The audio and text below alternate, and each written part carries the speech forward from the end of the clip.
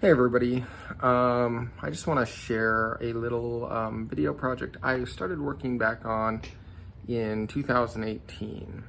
It was called Project Depression, and I never got around to getting it finished. That being said, I did interview a lot of very wonderful individuals who shared their stories on depression and suicide with me. One of those people's names was Molly, who lost her daughter Lily in a due to a suicide. Molly's daughter was bullied in the school system, and she shares her thoughts, opinions, and stories with us. Story with us on this interview that I did with her. Now, be aware that this is raw, unedited footage. It's just what I got out of the interview. I myself, back in 2018, was going through a ton of depression and negative thoughts and things of that nature, where I was in a very dark place myself. Luckily, I have gotten out of that and I'm way better, but I think we all can slip into those dark areas where we're not necessarily happy with who we are and where we're going, and we're lost. And I was there, so I started this project to kind of try and help myself out of it. And so that being said, let's listen to Molly's story. If you have any comments, questions, anything like that, leave them in the comments. Molly also has a almost like a charity group that she does for her daughter as well, which is awesome. She's pretty active in the community on bringing about awareness, which you need the awareness on stuff like this, especially in these times. If you would have asked me in 2018, in just 2 years you're going to be sitting in a pandemic world, I'd have been like, you're crazy. That's not going to happen. But let's feel free to, like I said, have any questions, put them in the comments, and enjoy the interview. And please be kind to each other, and everybody be safe. Okay, the first question I want to ask you is, what is depression to you? Depression is a sense of hopelessness. It's feeling isolated, alone, like there's no point. It's feeling lonely and hopeless. That's my own experience of depression. I would say those are the things that I was feeling. That you were feeling when you were feeling depressed? Did you ever know that your daughter was in major depression or anything? Yeah, so when she came out to me before her 6th grade year and told me she was lesbian, I was like, okay, I love you. And she was surrounded by adults that loved and accepted, and there was no judgment, no anything. But it was at that point that I saw this shift. She was a very bright, happy, joyful, vibrant being. And that was the point when it started to shift. And I think it's because she knew that she was part of a population that suffered and that people treated poorly. And she saw it on the news at the time. All the transgender bathroom use thing was going on, and I could just see that eating at her. And then right as she entered middle school, she showed me, I think it was like the 2nd week of school, that she let me see kind of purposefully that she had some cuts on her arm. So she was doing the... She had just started cutting. I think that it had started in the summer because she had started wearing these long arm things, and she just said it was a fashion thing, But so I would question, or she'd wear long shirts, and I'm like, why are you wearing a long shirt? It's 100-something degrees. Let me dress how I want, that fine line of parenting. I'm like, okay. But when she showed me, because we always talked very openly, I immediately freaked out. I mean, I was a teacher, and I had students who had been cutting who would come to me and shared their own, suicidal thoughts. And so she had already been seeing a therapist, but it was more around family issues, and some of that depression, that whole issue of struggling with being a lesbian and coming out to her friends, and how uncomfortable, just this fear of not being accepted or loved. And so at that point, I we shifted gears and found a therapist that had just started as a school-based therapist, who had had more experience dealing with young girls who were harming themselves. And she loved her. So I was like, okay, great. You've got a connection. You've got someone you can talk to who's not me, because she was at that age where I was the safe place to like unload her frustration with the world. So I was like, that's fine if you don't feel like you can talk to me. So she had my sister who was a social worker and a therapist. She had her therapist, and she had so many other adults around her that loved her. And so I felt like I was doing everything that I could. I removed everything from the house all the pills, my gun, all those things were not present. And I just felt like that was all I could do. And we would check in. We did family sessions with her therapist. I'd check in. I tried not to push. I tried to only do it once a day, usually after school, to be like, we used a sliding scale, like, those light dimmers, like a 1 to 10. I'd be like, where are you at today? And, usually she was around a 5, somewhere like that. Some days she'd be at a 7, which I was like, fantastic. You're at a great day. And then other days she'd be at a 3, and on those days I would spend extra time talking and trying to get her to open, or trying to get her, like, connect her with someone who I knew she could talk to, or to do something. She was into horses. I'd say, like, go for a horseback ride. That'll make it feel better. So it seems like you did a lot of therapy and counseling. Mm-hmm. Did you guys ever go down the medical road with She medication? she said, Mom, I think I need to be on medication. And because my sister is a therapist, and I asked her advice, and I had heard and read of people who got put on something, but they got put on the wrong medication, and then it basically triggered their suicide. I was so terrified of putting her on the wrong thing and putting it in the hands of just a regular practitioner, like a medical doctor. I really wanted it to be a diagnosis and something from a psychiatrist. So she was on a list. There was once a month, or once every 3 months, a psychiatrist would come down to Moab and would do assessments like that. And so when she committed suicide, it was within 3 weeks of having that visit. And in hindsight, there's part of me that's what, when you're, after it happens, beyond the total annihilation that you go through, you're questioning everything you did. So that's one of those things that in hindsight, I'm like, maybe I should have just tried a medication and then just had her sleep with me every night to make sure she was okay, But I don't know. I feel like that was a risky thing, and my sister helped me see. She's like, had you just done that and she did this, then you would have said, it's my fault because I just put her on the wrong, I let this person put her on the wrong medication, that I rushed it. I know some of her friends who have really struggled with depression and have found the right meds that really have helped them, Do you ever have a ton of guilt that your daughter committed suicide? Of course. When I say, so people will say, I'm so sorry for your loss. This is not a loss. This is utter destruction, utter devastation. It was my entire world shattered. My most important role was being a mother. I was a teacher, and I loved being a teacher, and I treated my students like my kids. But I knew when I chose to have children that would be the most important job I did, was the kind of people I brought into this world. And so I have had to go through layers and layers and layers and layers of all the every possible thing that I could wish I could have done differently. And there are some things I wish I could have. What are those things? But again, my sister's like, if you had pried, then you would have blamed yourself and said that's why she did it. I had this relationship with my children where so she would write in her journal a lot. I didn't peek into her journal or pry. I didn't monitor her phone in terms of I'm going to read all of your texts.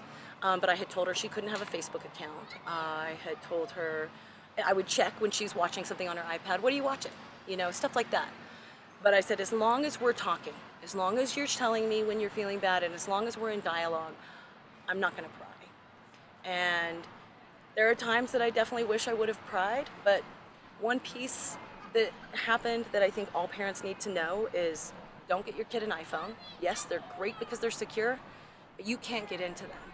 And they can find what Lily had done, was she had found online how to pose as an adult, because those gift cards that grandparents give, they can pretend like they're an adult. They have a credit card, right? So she had set up a whole separate iCloud account, a whole separate password thing, so that even the password that I had, it was a dual account. And I still don't understand how she did it. A friend of mine whose husband works for the DEA tried to hack into her phone.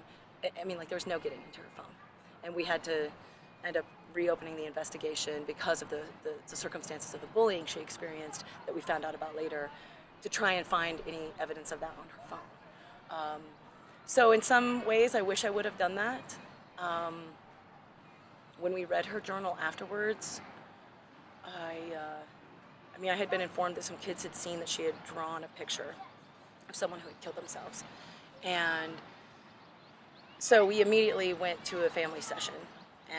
And I still didn't pry into the rest of her journal, because what she had said was, at the time, drawing was now her outlet instead of cutting. And I just felt like, okay, at least you're stepping away from the self-harming component, so I felt like it was a step towards progress, that she was at least getting it out in art, right?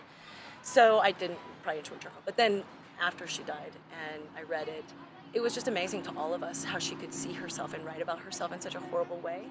But the reason was what she was experiencing at school. It's what she was being told, what she was seeing, what she was hearing others say to other people who were transgender or gay. So your daughter, was there a history of bullying throughout her whole educational experience, or was this something that came up after she came out as being gay? You know, it was interesting. As I was going through her things when I moved out of my house, I found this paper that I remembered writing on, and it was when they do the anti-bullying kind of stuff at school. And on the back, she had been bullied by these 2 or 3 girls on the bus and at school for a while, and we had talked about different methods of dealing with it, but it continued. And so on this paper I had written, my daughter is experiencing bullying on a daily basis. I would like to talk with one of you about it. And that teacher at the time was very sensitive to one component of bullying that is so critical, is keeping it as anonymous as possible, because otherwise you target the child who's being bullied, right? So she was able to pull the girls in, have a talk with them about saying other people had witnessed some of these things, and it got a little bit better. So after that, Lily said that, they weren't doing it as much, like it had changed. So that helped. It's like, okay, great. But the bullying at school, she had told me about a group of boys that had been heckling her about her cutting and really mocking her and making fun of her and making her feel worse. And I said, that's absolutely, I'm a teacher. I'm like, that's not okay. Okay, we've got to do something about this. I'm going to go and I'm going to talk to the principal, because I knew the principal. And she said, if you do that, I will kill myself. I was like, why? And she expressed having no faith in being protected. She said, if I do, it's only going to get worse. She said, and this was a common saying that I found out from a lot of the other kids afterwards, was, snitches get stitches, Mom. If I say something about this, the bully's going to know I did it, and then it's just going to get worse. So she had no faith in being protected by her school. And that's one of the problems I think is radically needs to be addressed. So before going on to the education aspect, because we both work in education, you were a teacher for 3 years. What grades? I did 9 through 12. 9 through 12, so Yeah. junior high, so the really hellish years. I Yeah. mean, they're in all the things I experienced from kindergarten up to high school. Junior high kids It's the really worst. are just rays of emotion are all over the place. It's that 5th to 9th age. I'm not saying, massive bullying happens in high school as well.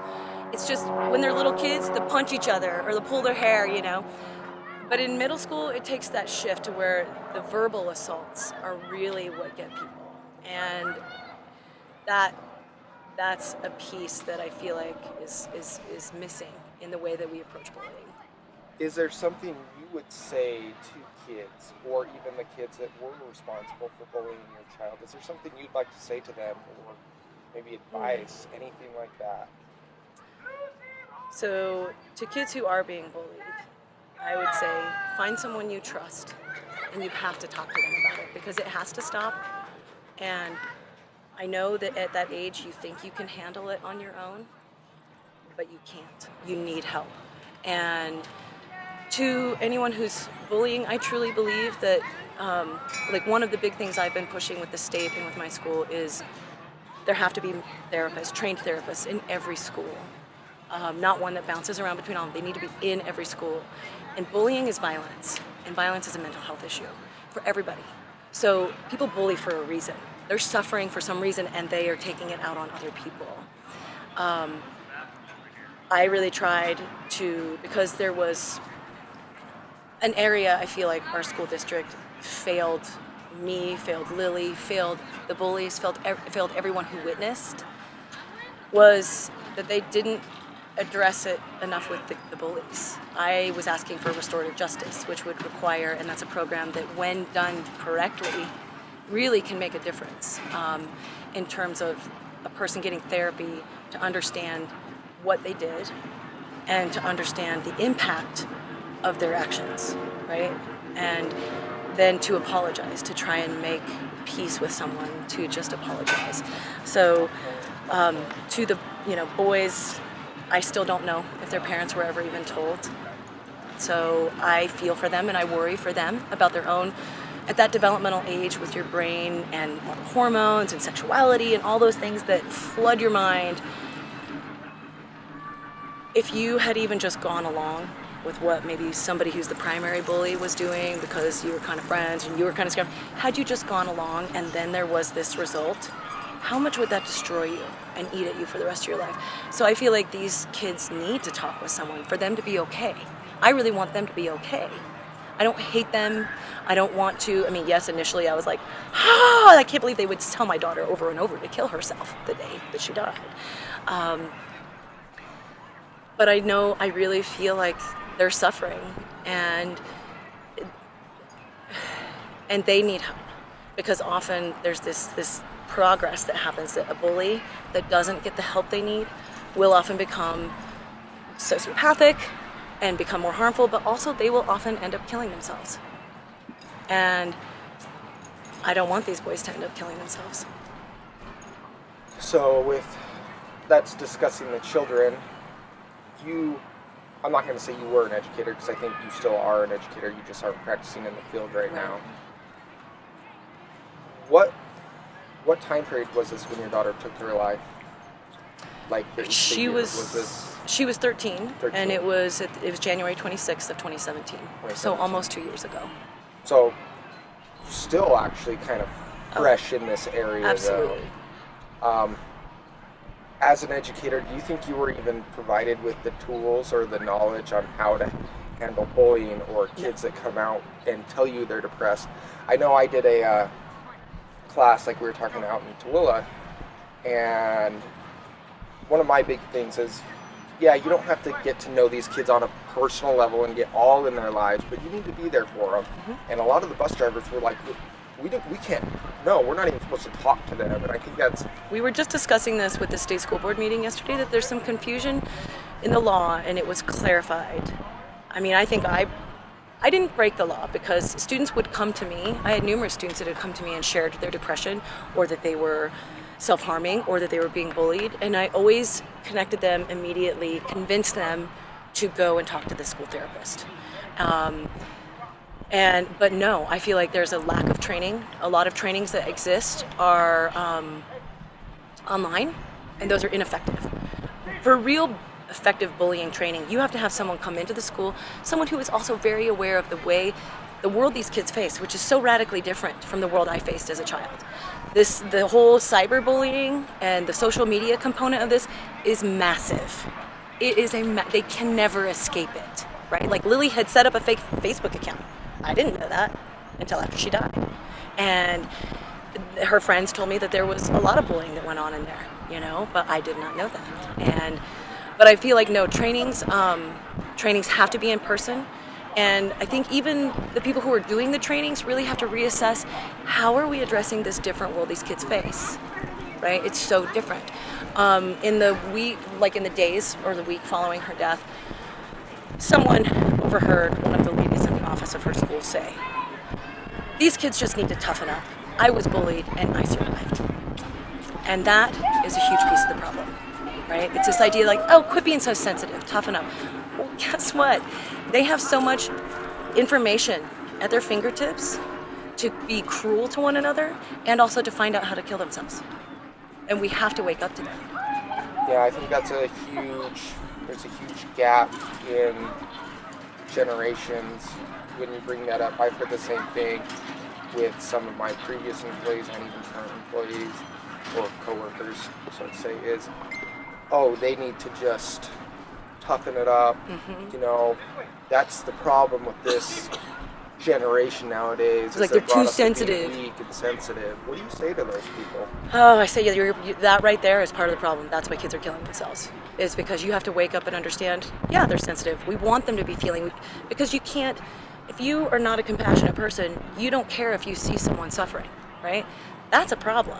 Resilience, however, and mindfulness are things that can build strength in character, can build strength. And Utah is now introducing this whole new component and this new program called BRAVE, and I can't remember what they stand for. They presented in the meeting yesterday, and it's part of the Suicide Prevention Task Force. Fantastic, because it's rooted in this idea of teaching kids how to be more self-aware, how to recognize when they're elevated, because as we know, anyone who spends time with anyone, between 5th and 9th grade, no offense to anyone who might see this, they're a little bit insane because of their brains are flooded with hormones and the cortisol levels are normally high, which leads to depression. So there's a natural state of this going on. There's also differentiation happening. It means they're not listening to adults anymore. They think, you guys don't know anything, you don't understand how it is for me. But if we keep saying that toughen up, we just keep reiterating, you don't know. All you do is set up a wall that reiterates to them, I can't come talk to you. And we have to wake up to that they are maybe different. Maybe we're raising more empathic beings, which I think is wonderful. But we do have to empower them with the skills of recognizing when they're flooded and knowing how to even become aware of exactly what they're feeling and then how to work with it. So they do need tools, but people who say those things, in my mind, they are part of the problem because they're in denial of what's really happening. Another interesting thing that I want to ask you that you brought up is, and it's a shift that I see now, it's shifting back, but in the transportation side of things, it seems like school districts are trying to cut funding for training so much, and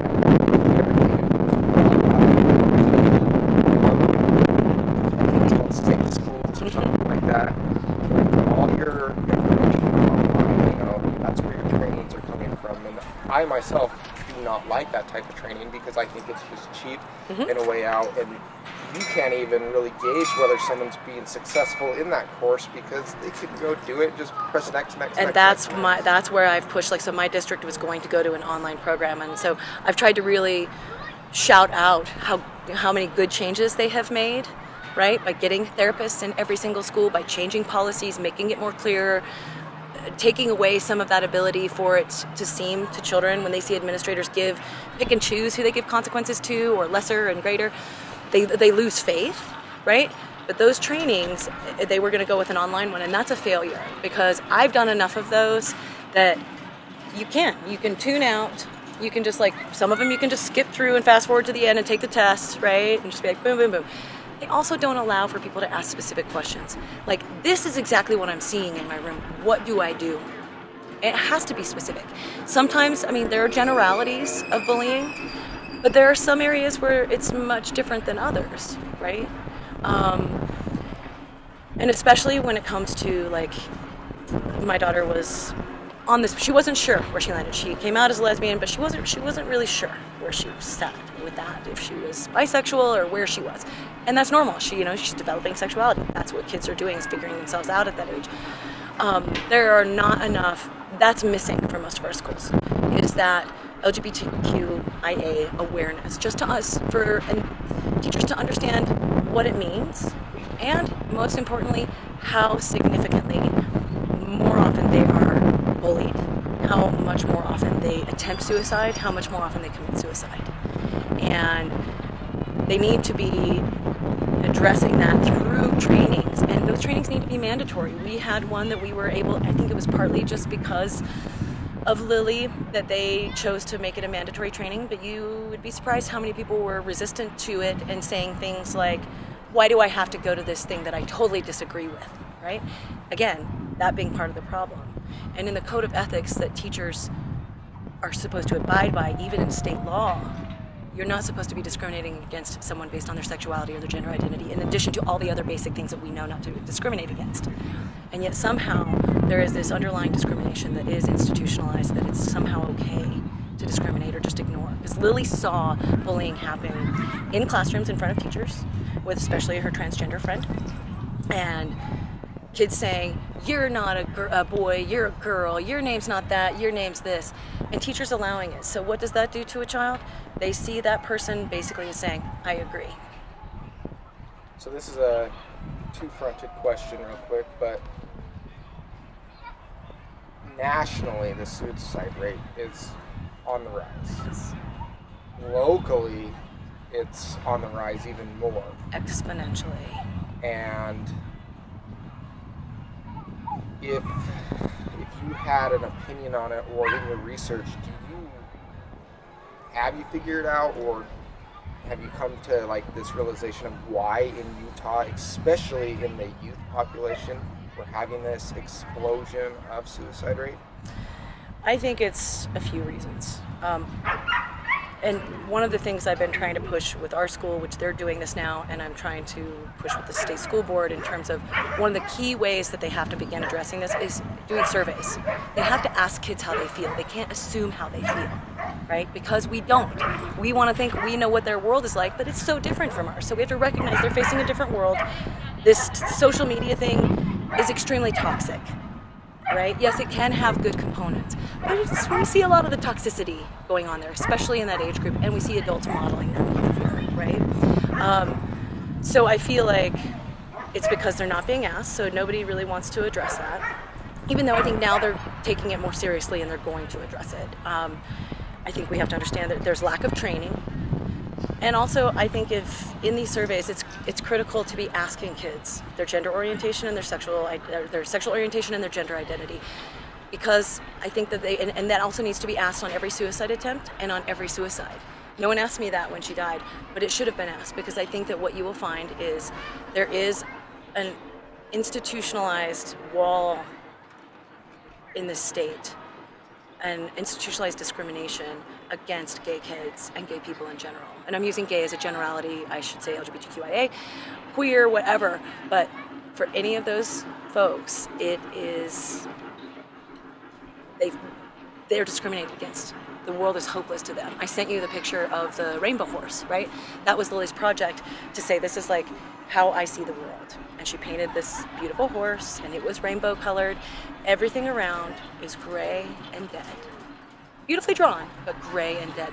And I feel like that sums up how gay kids feel in this state. So particularly with adolescents, I think that adolescents, there's a lot of bullying that happens in schools, period. So just bullying itself needs to be addressed differently and much more effectively, as in not doing online trainings.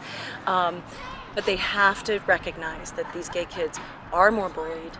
And I think statistically they will find, if they really start gathering this data, that is a huge percentage of the population that are actually committing suicide and attempting. We're going to take a real quick break. What was it like for you when you learned of your daughter's death, or did you actually come I found her. You found your daughter. What was that like? I can only describe it as total annihilation, total destruction. My children were the most important thing in my life. That was my most important job. They were, that's why I had it tattooed on my arm. I have some of my daughter's ashes mixed in with the ink. I told my kids, well, I'm never gonna be rich, but you guys are my gold, right? You are my gold. And she was teaching herself Farsi, so it also says that in Farsi going in verse. My world ended. My life died in that moment that I found her. And you're so powerless. There really aren't words to describe. Like, I wish I could convey, I wish I could give people my memory and my heart. It was blasted into a million pieces in that moment. And I just kept squeezing her arm, trying to feel like, is there still some life in there? Please let that be. And just having to face the reality that what I was seeing was true and was real. And I couldn't stop it. I couldn't go back and fix it. I could do nothing. And my world was shattered. I feel like I tell people that was life one, and it ended then.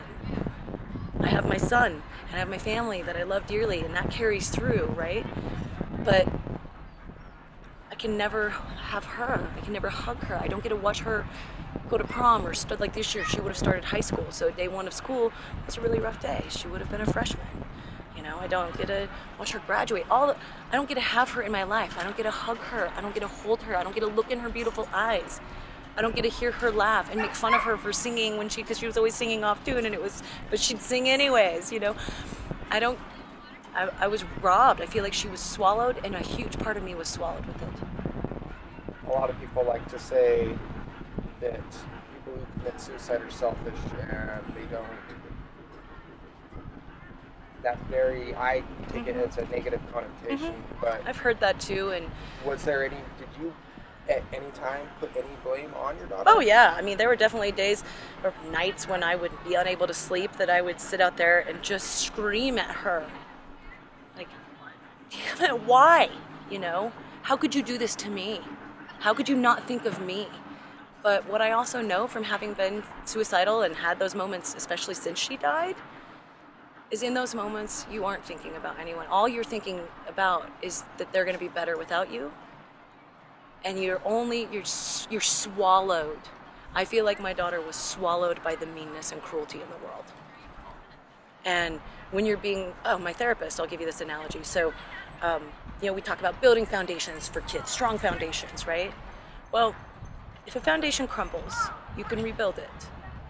My therapist helped me see it a little bit differently and use the analogy of the buoy. And when kids, about 5th grade, it starts to shift. And Right from where you were at.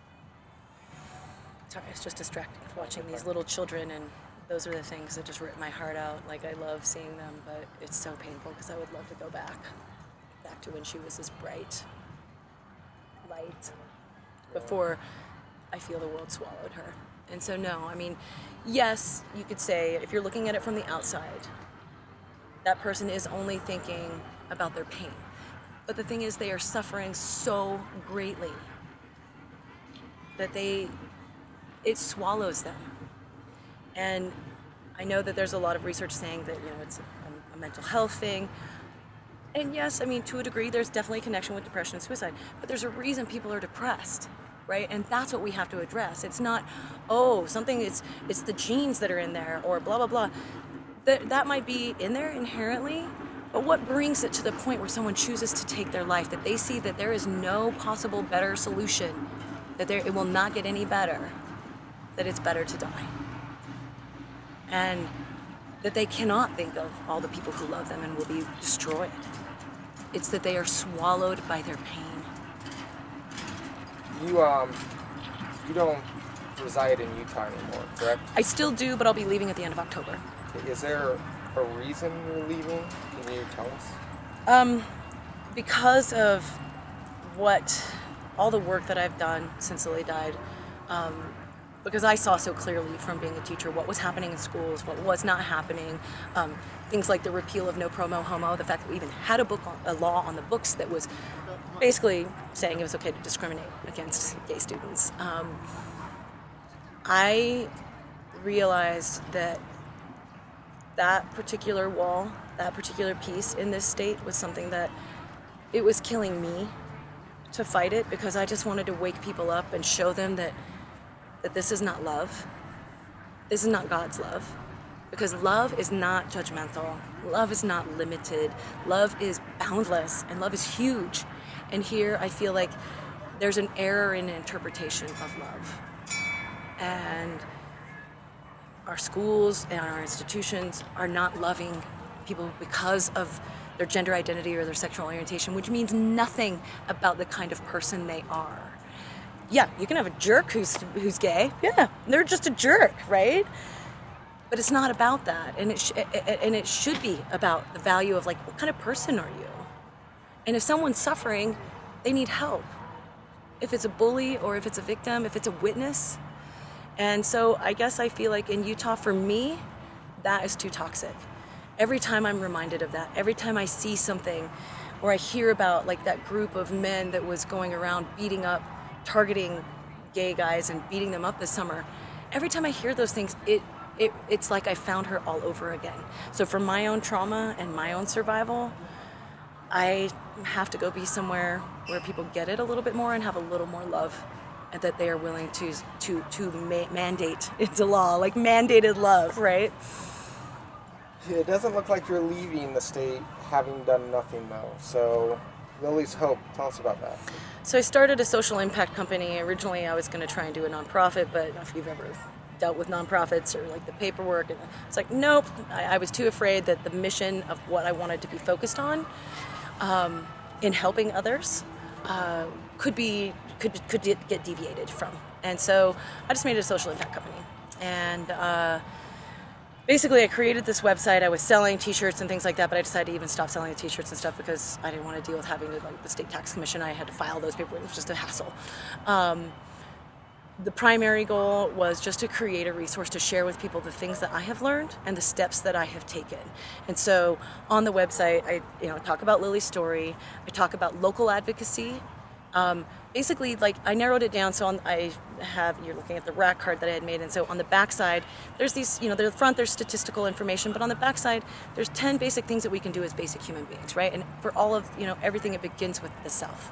Looking at yourself and asking yourself, am I kind? And just offering basic love to people in general. And then recognizing how much power we have on one another. How much impact, even though we feel so isolated and detached from one another, I think as a culture, how much we impact each other. And so it goes through local advocacy, trying to give people step by step, like what I did and the things I think were successful. And then state advocacy. And then my next step is really national advocacy. I want to push for some of these. I narrowed down after about, a year and a half of conversations with students, former students, teachers, any staff, parents, community members, mental health care workers, administrators, state school board members, legislators. Through all these conversations, I narrowed it down, and from my own experience and from Lily's, to these 6 necessary components that have to be addressed for this to change. And those apply to anywhere. I feel like some parts of them are particularly important for this state, but they were to really help anybody anywhere because they could look at those components, go on their school district website, look at their policies, and see if they had those things. And if they didn't, then push for those things, right? That this was what had to happen. And I feel like if those things are addressed, at least the component of that buoy that is the social environment of teenagers will be there for them. Because if it's not, and I feel like what I see as a very toxic environment in our schools, if that buoy fails and it's not there, they drown. You cannot revive someone once they drown, right? So it was really just to try and help others. And then I've tried to, through meeting people, try to connect, like put other links and resources. And so it's a work in progress. I'm still working on it. I will continue to add to it. But it's mostly just to be another thing that's out there to help people if they care. And these are not just people who have kids who are gay or kids who are bullied or kids who, this is parents who are like, I want this world and this environment to be a loving place for people in general. And they want that environment to not be so toxic, which is part of also, it's a mini model and this intense kind of crunched in model of the world, right? We all experience and we witness and see bullying every day, or we deal with it in our workplace. We have a boss that's a bully, or a coworker that's a bully, or we watch people bully other people at the store, at the stoplight. We see it all the time, and we have become this culture of narcissists and have lost our empathy. And watching empathy diminish in my students over 3 years was amazing. It was a radical, visible diminishment of empathy. And so I started that just to try and promote kindness. I put on it, it's about kindness. But kindness and love are intertwined, right? And so that's, I guess, my hope is to help other people I feel like the schools are someplace we can do something about, right? We can't go out and run into every single person we see, even though I think we as adults should, when we see somebody being a total jerk in the store, be like, you're being a jerk. What's wrong with you? Are you suffering? It's not just that person is a total jerk. They're probably doing that because they're suffering. They're in pain too, right? And everybody wants to get down on a substance abuse and blah, blah, blah, as though like those people are bad people. People only do those things because they're suffering. And I feel like our world is so full of suffering. So full of suffering. And schools are someplace that we can actually do something. So not only with Lily's Hope, but you have sent me emails you've sent to the state representatives. Mm-hmm. Do you think the state representatives are open to the ideas and things that you've presented to them, or do you think it's a very closed off, one-sided mindset? I think there's both. I think there's a huge wall that has to be overcome. I left the state school board meeting when I was on a panel discussion yesterday that I really had given up hope that they were even going to address, and so I felt very grateful to be invited to participate, for them to hear my insight and my story and Lily's story person to person. It's easier to ignore people when you aren't looking in their eyes, and so I think and I came away from that feeling very hopeful, feeling like maybe some people heard me that would never have heard me. Some of those people who I feel like their own misinterpretation of love is really at the root of, at least for when it comes to the issue of LGBTQIA acceptance and love. I feel like hopefully those seeds were planted. State level, I got a letter from the governor's office and from the lieutenant governor's office, and they reassured me they recognized that we have a problem, and they were going to share all of my information with the task force. It's great that they have a task force, and my request to them was that task force not just be another one of these. It's really easy to have a poster child. Nice words, nice words, nice words. Real action has to happen, and it has to be implemented in schools, and it has to be implemented in the law. On the legislative end of things, I think there are some great gains because we have more gay and transgender folks who have been elected into positions than ever before in Utah, which is huge. Equality Utah and the Mama Dragons and had that lawsuit with the state school board where basically no longer teachers, they can't tell kids you're bad or wrong for being gay. Hallelujah, right? Those are huge successes.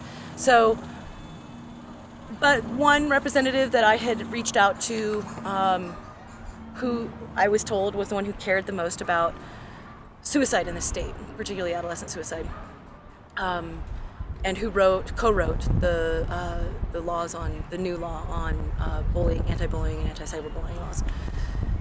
And I read through his laws and I read through the changes, and I was like, there's some great changes, but it was not near enough. Those necessary components aren't in there, right? And they have to be. But a piece of that is recognizing, and I'm not saying that it's only gay kids that are bullied, because it absolutely isn't. It's anyone who is marginalized is bullied. However, they are so much more at risk. So that, and because my daughter was gay, and that was what I feel like that particular component of the lack of love there is what swallowed her. That's been my focus, and he was very responsive to me until I told him that my daughter was gay, and until I told him that if they really want to address this, they're going to have to put some more funding into education. I mean, we have a pretty sad amount we're so underfunded in the state, and we sit down at the bottom, of making education a priority. And some people say, well, those aren't issues that should happen in schools, or we shouldn't be talking about them in schools. Absolutely they are, because we are molding our society from these kids. So I was very disappointed that he didn't respond. So I wrote him a letter, just kind of, letting him know that that's how I felt. I still have not heard back from him. I don't really expect to. However, I do know there are some folks who are getting ready to run for office. There are folks in office, I think, who truly care. But everyone needs to, the people who care, the people who have that love in their heart, who do understand that no suicide is acceptable. We should be, as a lady, Kathy in the meeting yesterday said, like 0 suicides. That should be our goal, especially with youth, but with people as a whole, right? So that means really waking up to how we can actually do something about it. It's too easy to sweep it under the rug, and it's uncomfortable, and we have to lean into those uncomfortable conversations. What would you say to someone who right now is thinking about suicide? I've thought of this a lot because a lot of Lily's friends were walking that edge, and I know how easy it is because she was doing better, right? We all thought that she was doing Future Talk. She was excited about an upcoming dance. She was Student of the month that she killed herself for her tolerance. She was excited talking about what she wanted to do. She wanted to do equine therapy and be an art therapist, right? So we thought she was doing better. So I know how fast that can flip. And it's often the trigger point isn't the full reason. Suicide is very complex. And so anyone who is experiencing that, like, I know that what you're feeling is not just one thing. I would say, even though you feel like the world is unbearable and it's not worth being here, I would say you will destroy everyone who loves you. You will destroy them. And they do love you, and they are worth being here for. And even when it's dark, like, I understand and have gone into total darkness. But you are that little light that is in there, and that it matters. That has value, that you are important, and the world needs you, and it needs you to express why you're suffering. It needs you to speak out. It needs to hear you. And if you're young and you are gay and being bullied, find a school therapist, find someone who is safe, who will support you. If you don't believe it can get better, it can. It's just not going to change as fast as we want it to. I've had to accept that. And it's like, those geese that are force-fed for pate. I feel like I've had to endure that this crap is being shoved down my throat, and I can't change it. And I've had to accept that it is changing. And seek out people who lift you up. Even if it's one person, if it's a place.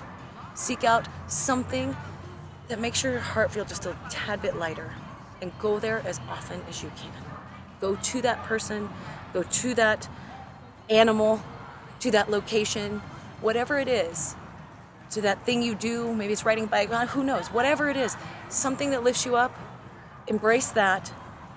Do not embrace people that make you feel darker. Those are people who will only suck you more into that void, because it's easy to be swallowed by it. And those are the pieces, those little glimmers that will help keep you here and help hopefully make the world better. What would you say to a parent that has recently lost a child? I met with one last night. She lives in Murray, and she's a therapist, and she is... I spoke at the Hope Walk in Price last year, and they have a very high suicide rate. And I asked my sister to go with me. My sister was like both of my kids' second mother, right? And she said, I can't. And so I began it with that, I didn't want to go either. You're part of a group now that you never, ever wanted to be part of. And it doesn't go away. This is something you eke through every day. I would say something almost similar to them, because going through the loss of a child by suicide shoves you immediately into that annihilation, into the total darkness. And finding, again, that glimmer, that little tiny speck of light in that darkness, that you can create a new life, that you can create change, that you can bring love into this world. That's helped me a little bit. And I love you, and my heart is with you. And no one, as much as they try, even if you've lost a child in a car accident, there is nothing like suicide. It is completely different. It destroys your mind. It breaks you down. And it's total destruction and devastation on all levels of your being. But the world needs all of those parents to speak about their situation. They need to hear it. They need to see you. They need to see your pain. And it's really easy to become isolated and want to run away from it all. I definitely have wanted to. And I struggle. It's a struggle every day. As my therapist said, I'm deconstructed a little bit every single day. And I have no answers on how to survive, except there's a reason that we keep breathing. There's a reason that we have to channel that love and bring it into this world and help others not experience the same thing. If you could say anything to Lily, what would it be? I talk to Lily all the time. And it's just always, I love you. I miss you. I wish I could go back and pull you out of that school. I wish I could go back and find a way to quit my job and not be like teaching and a student at the same time. I wish I could go back and be that buoy and save you from swallowing. But mostly I wish I could go back and pull you out of that school. I think that she would be here if I had.